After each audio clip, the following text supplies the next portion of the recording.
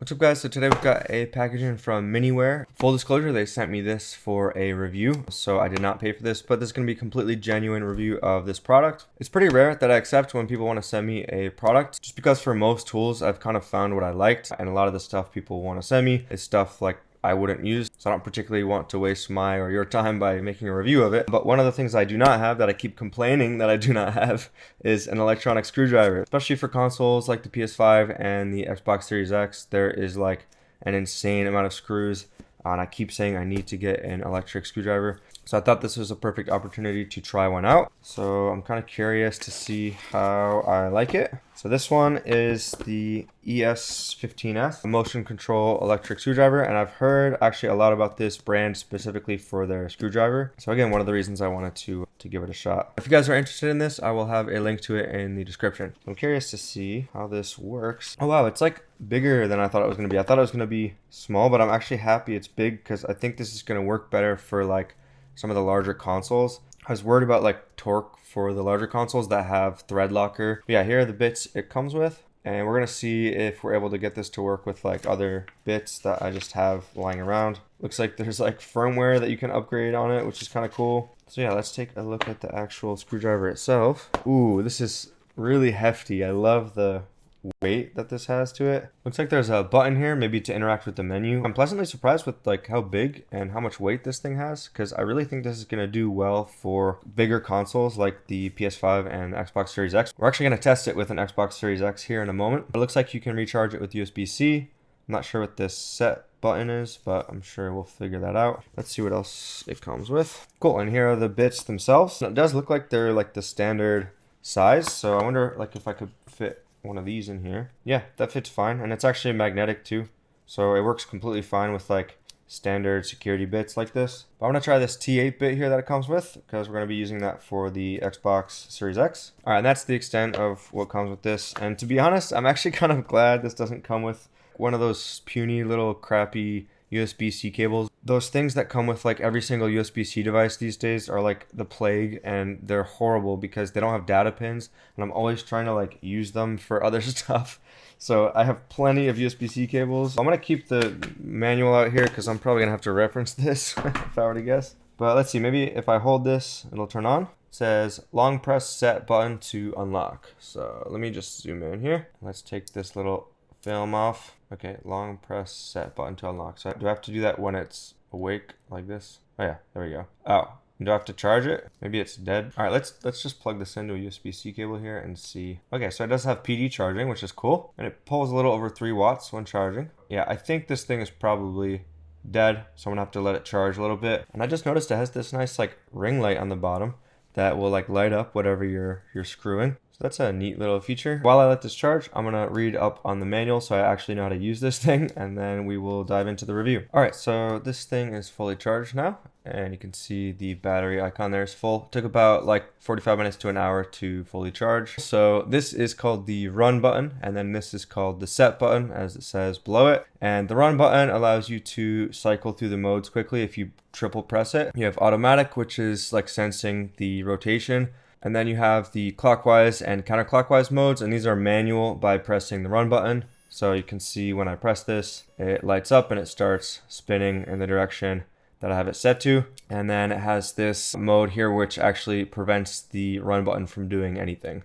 And then I think in this mode you can just use it normally. So we're gonna set this back to automatic here, and then at the top you have a torque setting, and you can cycle through these by pressing the set button on the top quickly. It goes 1 through 5, and the higher the number, the higher the torque of the screwdriver. So pretty cool. I haven't tried using it yet, so let's give it a shot on an Xbox console here, and let's try it out with these here. Let's set this to torque mode 5, and let's just try the manual mode for a second. So I'm gonna go counterclockwise here, just like this. Oh, nice. That worked pretty great. So let's try like this. Oh, this works wonders. I really like this a lot. So that was just manual mode. And let's try tightening as well. Yeah, that works fine.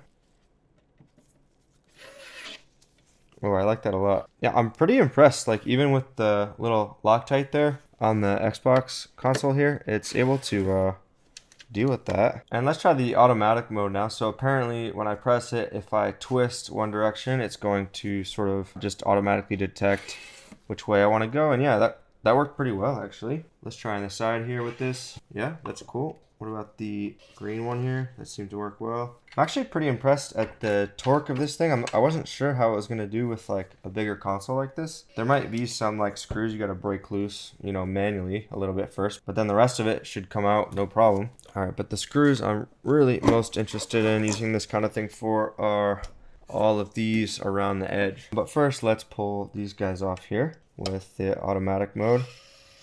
And that is absolutely no problem. And I believe if you press and hold the settings button, we have like extra settings here. So this is like the speed at which it runs. And I believe that's the highest by default. Yeah, so we got 220, 360, and then 470. So that's by default at the highest one. We have a sensitivity for the auto mode, low, medium, and high, or we can leave that on high sensitivity, that's fine. Impact, this is cool. So you can turn on impact mode, which is going to actually like pulse. When you can see at the bottom there, it's showing that impact mode is on. Essentially what it does is when you are tightening, it will just put a bunch of little pulses into the screw once it's fully tightened at that torque level. And it kind of acts like an impact wrench kind of thing, where it will effectively be able to tighten it more than just the normal torque level, because it's pulsing that same torque into the screw multiple times. And let's see how this works. So I'm gonna loosen this screw and now we're gonna tighten it. Oh, there it is. Okay, so you saw just like a quick burst of about like 5 little pulses. So let's try that one more time. I got it loosened up here again and we're gonna try tightening it. Yeah, right there. It just basically does like a clockwise rotational burst to get that a little bit tighter. Let me just see if this is like tight enough when I tighten it down without the impact option. Okay, so that's about how tight it goes. And now let me just feel with like a normal screwdriver how loose this is. Okay, that's actually not loose. That's like as tight as I would normally make it. So I actually probably won't use that option unless I'm working on maybe something a bit bigger. This retreat function is pretty cool. So this will make it so that with like hex bits, where sometimes it gets a little bit stuck if the size is not perfect, it will sort of retreat a little bit once it's fully tightened, and this will prevent the tip from getting stuck in the screw.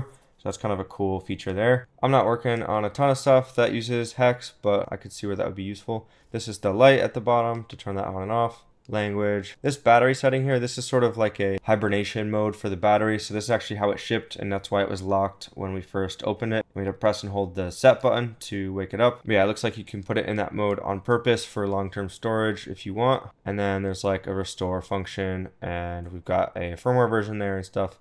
So yeah, there's all the settings. You can also apparently plug this into your computer and you'll get a config.txt file where you can actually change all those settings just from the computer if you want, if you don't want to deal with the menu on the actual screwdriver. But let's go ahead and try this out again on auto mode with these screws here.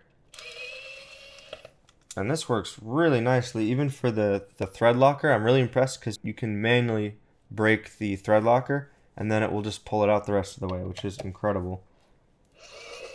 Yeah, I'm a huge fan of this. This is gonna save me quite a lot of time. Oh man, I should have gotten one of these like a long time ago. So this auto mode is kind of cool because it will detect which way you're turning the screwdriver and it will just go that direction. So if I want to put this one back in, I don't actually have to change modes. I can just do this. Wow, that actually works way better than I thought it would. That's the first time I tried screwing it back in. I'm kind of curious how it's detecting that. I don't know if it's like the motion that it detects or if it's something like down here. I can see how it detects when you're trying to loosen it because there's rotational pressure that's being put on the tip here.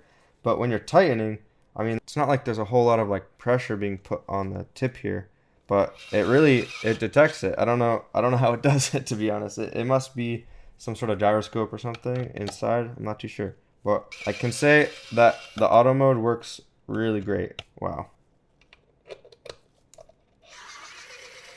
Yeah, this is way cool. I'm a big fan of this. Now, the real test is to see if this thing can deal with these 4 screws here, especially the first 2, which are really tight. So let me give this a shot here. Yeah, definitely not in the auto mode at least. Let me try the loosening mode here. Yeah, I mean, it's definitely like a little bit too tight for it, but I'm not surprised. These screws are pretty intense. But I mean, screwing it in is completely fine. Alright, so for the screws that are a bit tighter like this, I would say the auto mode is a little bit more difficult to use because it just sort of like gives up at a certain point. But with the manual mode, like if you just go into loosening mode here, then it sort of like locks itself here and it doesn't like give out when you put pressure on it counterclockwise. And then you can sort of just like use it as a normal screwdriver a little bit and back out the rest of the screw. Wow, that like that motion detection thing is really cool. It surprises me every time it works when you're tightening. I don't know why. But yeah, so for example here, I have the button pressed and it kind of just like is a little bit too tight. So if you just like unscrew it a little bit and then press the button again, it works great. Obviously screws like this that are under spring tension, if you guys have ever taken apart a heatsink clamp like this, you'll know how tight these screws can be, especially with the spring-loaded thing pushing up on the screw. So these screws are kind of like the ultimate test for it. And I'm really not surprised that the torque alone is not enough to take screws like this out. I would not expect that of like most electronic screwdrivers, especially ones that are this size. Maybe if you had like one of those massive ones, but honestly, I don't want like a huge drill on my desk. Something like this is exactly what I want. It's still got quite a bit of torque to it, and when the torque doesn't take care of it, you can still, use it manually for the first little bit, and it doesn't take up a ton of room on the desk. It looks nice. So let me go ahead and get this thing back together.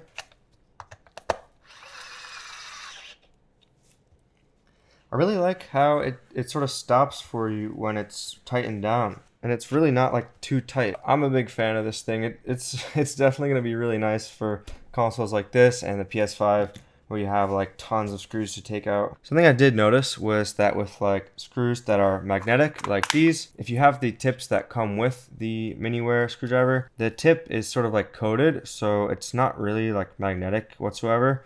But if you instead use a separate one that you have from like a kit of security bits or something, it does then, pick up on the magnet much better than with the tip like this, because this doesn't really do anything. So I can't say I'm a huge fan of the tips that it comes with, just because sort of the magnetism being lost with them. Whereas with like a non-coated tip like this, it works pretty great. I know some people are not a big fan of having a magnet on the screwdriver. I personally enjoy it, so I'm probably going to be using this thing with these bits. And either way, I'd probably recommend picking up a set of security bits if you don't have them already. The one I have is this Mastercraft one from like Canadian Tire, which is a local store here. But you can find kits with lots of security bits like that, like all over the place. I know iFixit has some, but yeah, I kind of like the magnet, so I'll probably end up using these instead of the ones that it comes with. I will say the collection of tips it comes with is actually not bad, but again, I'm not a big fan of the like non-magnetic coating or whatever is on these. Okay, I just realized it has nothing to do with like pressure on the actual tip. It does actually detect the rotation of your hand. That's cool. So yeah, it has some sort of like gyroscope in it or something. Let me turn the torque down on this since we're working on like a smaller device. And we'll start with 1 to put these back in here. Yeah, that's much nicer. That's a perfect torque setting for a device of this size with these small screws.